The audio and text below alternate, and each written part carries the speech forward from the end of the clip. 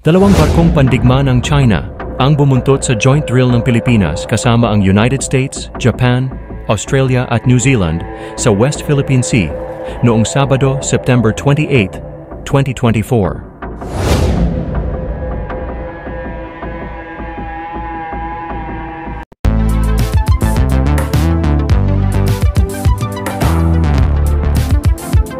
Huwag kalimutang i-like at i-share ang video na ito at mag-subscribe ka na din sa aking channel para updated ka sa mga bagong videos. Nakita ng mga militar na ang mga sasakyang pandagat ng People's Liberation Army Navy ay nakabuntot at sinusubaybayan ang magkasanib na paglalayag ng 5 bansa nang hindi tuwirang nakikialam sa mga maritime drills ayon sa Armed Forces of the Philippines noong Linggo. Ang mga barko ng China ay nasa distansya na umabot ng halos half nautical mile o nasa 1,000 yards hanggang 14 nautical miles, ngunit hindi naman nagpakita ng agresibong maniobra. Ito ay ayon kay Rear Admiral Roy Vincent Trinidad, Navy spokesman para sa WPS. Dagdag pa ni Trinidad, ang mga barko ng China ay kumilos sa isang professional manner at ang insidente ay nagpapatunay na ang China ay behave sa mga katulad na maritime drills. Ang joint drill na ito ay ang pang-4 sa pangkalahatan at ang unang drill na kasama ang New Zealand at ito ay nagpatuloy gaya ng nasa plano at walang anumang panghihimasok. Ito ay ayon kay Colonel Francel Margaret Padilla, tagapagsalita ng AFP, sa parehong araw kung saan naganap ang tinaguriang Multilateral Maritime Cooperative Activity ng 5 bansa sa karagatan ng Hilagang Luzon. Inanunsyo ng Beijing ang sarili nitong pagsasanay sa dagat at himpapawid sa paligid ng Scarborough Shoal o Bajo de Masinloc.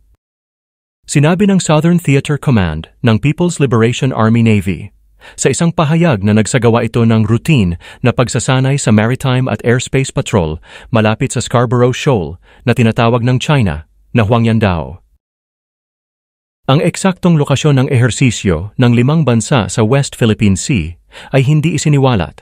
Gayunpaman, sinabi ng AFP noong Sabado na ito ay ginanap sa ilalim ng Area of Operations ng Northern Luzon Command na kinabibilangan ng Scarborough Shoal. Ngunit noong nakita ng militar ang 2 barkong pandigma ng China, ay wala pa itong natanggap na anumang ulat sa pagsasagawa ng mga sea at air drill ng China malapit sa pinagtatalunang katubigan. Nakikita ni Trinidad na ang pag-anunsyo ng Beijing ng kanilang maritime drills ay bilang isang paraan upang patahimikin ang kanilang domestic audience. So we have to understand that China has to do that for their internal audience para hindi sila magmukhang mahina. Dagdag pa ni Trinidad. Ang mga aktibidad na isinagawa ng 5 bansa para sa maritime exercise ay ang pagsasanay sa mga division tactics, mga pagsusuri sa komunikasyon, steaming information, at pagtaas ng interoperability sa pagitan ng mga modernong hukbong dagat. Ang kaligtasan ng mga sasakyang pandagat ng bawat bansa sa panahon ng joint patrol ay sinigurado ng protocols in place, sabi ng AFP. Ang paninindigan ng 5 bansa sa kanilang naval presence sa karagatan ng Pilipinas ay ginanap, isang araw pagkatapos ng mataas na antas ng pag-uusap sa pagitan ng Beijing at Washington sa United Nations General Assembly sa New York noong Biyernes. Ang US Secretary of States na si Anthony Blinken, ayon sa Departamento ng US, ay inulit ang pagkondena ng US sa mapanganib at destabilizing na aksyon ng Beijing sa pinagtatalunang karagatan. Samantala, binalaan ni Chinese Foreign Minister Wang Yi si Blinken na ang US ay hindi dapat magdulot ng mga problema sa lugar. Ang mga sasakyang pandagat na pinadala ng Australia, Japan at New Zealand para sa maritime drills ay dating naglayag sa Taiwan Strait ilang araw bago makarating sa South China Sea ayon sa ulat ng USNI. Ang Scarborough Shoal ay ang lugar ng tensyonal na standoff sa pagitan ng mga puwersang Chino at Pilipinas noong 2012 na nagtapos sa kontrol ng Beijing, ang lugar na may maraming yamang dagat. May professional manner nga ba ang China?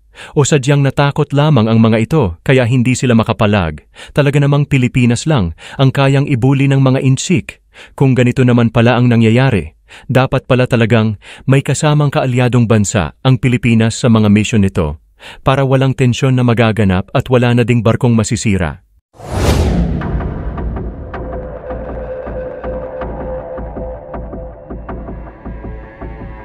Ano ang masasabi niyo tungkol dito mga kamix?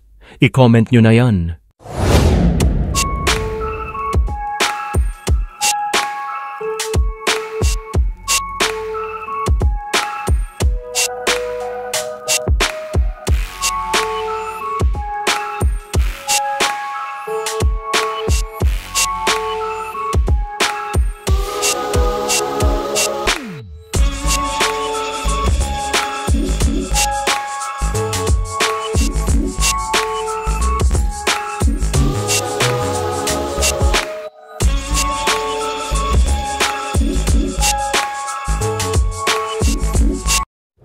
Salamat sa panunood mga kamix.